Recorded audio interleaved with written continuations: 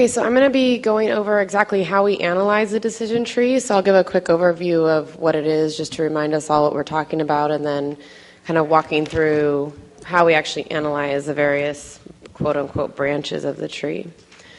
So quick overview of what is the decision tree, just backing up to previous project proposals.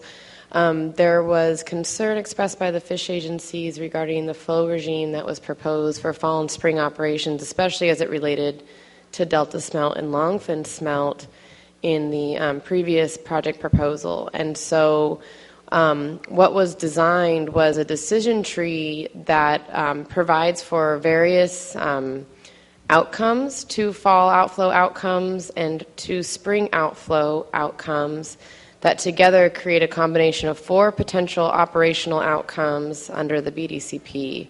And the idea is that these would be the need for this outflow, or the necessity of it, would be tested over the period of time between, well, actually now, a lot of the testing's occurring, until when the CM1, the Conservation Measure 1, was implemented, or begins, which doesn't begin until the new intakes are constructed. And so we've got a chunk of time, 10 to 12 years being estimated, to really study and hone in on this.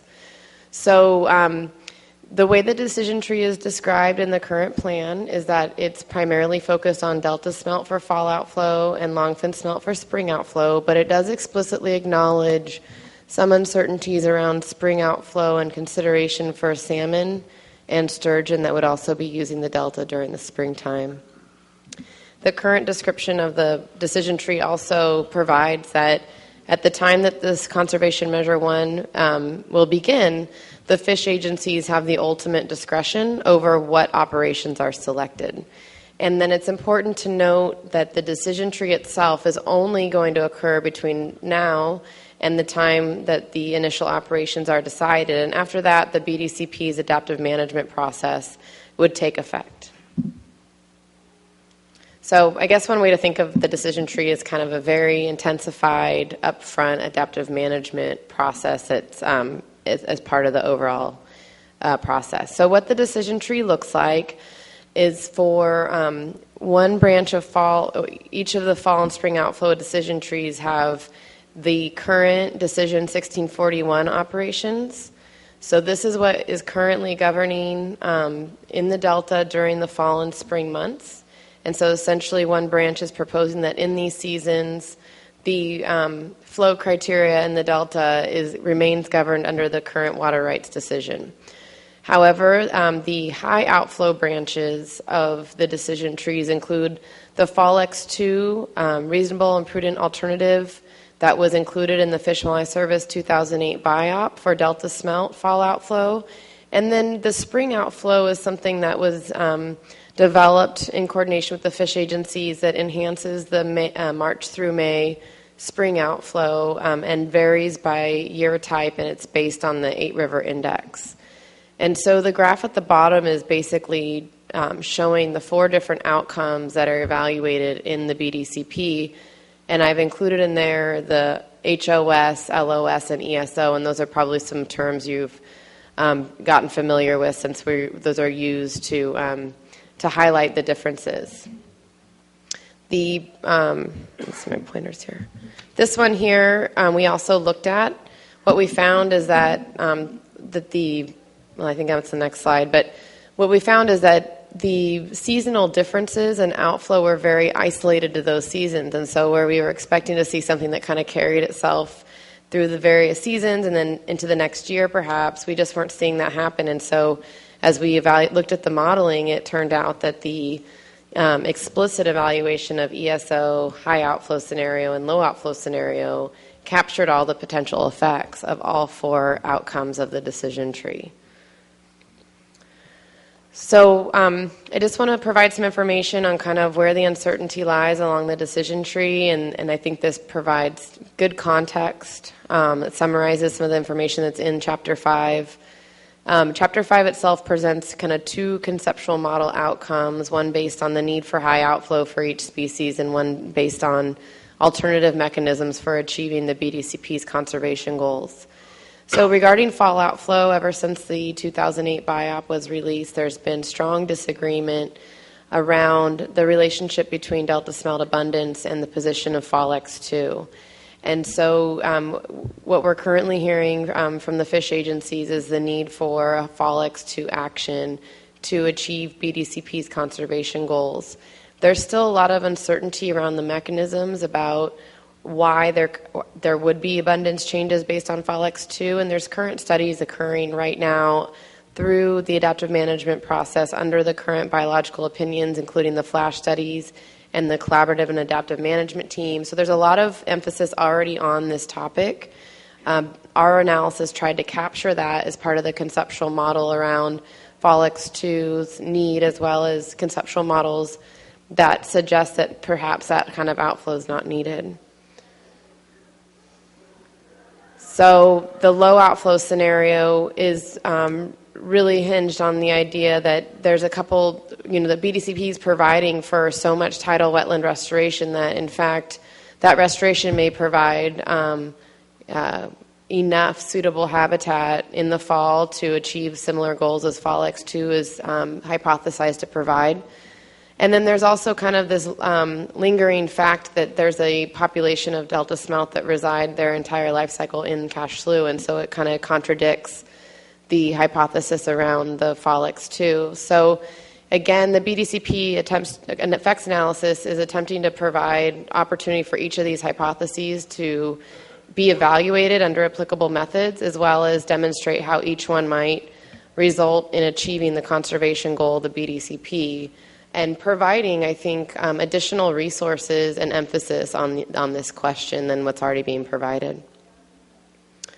On the spring outflow, it's a similar issue. Longfin smelt are our primary focus for this one, and there is a published relationship between longfin smelt abundance and winter-spring outflow. That's the Kimmerer 2009, and that analysis was actually included in Chapter 5. I think that there is no disagreement around the idea that longfin smelt are incredibly food limited, and so with BDCP's proposed tidal restoration, there's a question about whether or not that the food production and availability in the estuary can offset to some extent or in whole the need for an outflow to provide, again, that conservation benefit. So similar to the fall outflow is the low outflow scenario, kind of hinging on the fact that the restoration may provide the conservation benefit. And I think another important question around low outflow and around, well, actually about the spring outflow in general, is just what does it need to look like? So we have a winter-spring regression around abundance, but I think that there's been a lot of informal analyses. Our team has done some. I know the Fish and Wildlife Service and Department of Fish and Wildlife have also been working, trying to really identify what should this flow regime look like. And so I do think that's also part of the question in the spring outflow decision tree, where it's been much better defined in the Fish and Wildlife Service's biological opinion for the fall outflow and delta smelt. So as I mentioned before, the decision tree, the point of it is to provide resources and focus into better defining what these outflow needs are before we actually need to turn on the new intakes and implement these. The current draft of the effects analysis in the BDCP provides a framework of what exactly we're looking at, but certainly we'll be continuing to work on what kinds of studies do we need to really hone in on answering these questions.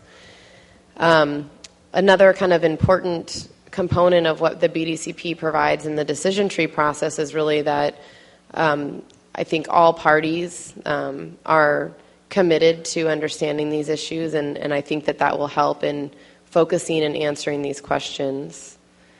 As I mentioned before, the fish agencies have the ultimate decision-making authority, and then after that, adaptive management would begin. And I believe Laura mentioned this morning that even under the adaptive management process, the conservation measures can change, and this might be an example of one of those ways it may change after the initial operations to accommodate the additional amount of information that continues to be gained through various studies that will be implemented under BDCP. So the way that we evaluated the decision tree is we started with the ESO, the evaluated starting operations, which included the high fall outflow. So it has fall X2 in it, but it had just the D1641 spring outflow criteria in it. And we evaluated that. We ran all of the physical and biological models, and that kind of became the foundation for our analysis. And then as we were completing the model runs for the high outflow, low outflow scenarios, and then lastly the high spring, low fall, we began to find differences between high outflow and low outflow. And so you'll see in the effects analysis that a lot of times we're able just to say, here's the results of high outflow, and they're the same as this for whatever reason. And again, because the effects in that season didn't appear to carry over outside of when the outflow was occurring, we weren't seeing these issues of kind of intermingling into other effects. And so it's very simple in some ways. Maren might disagree on that, but to kind of tease out where the differences were based on the timing of when species were occurring in various areas and where we knew the flow changes were occurring.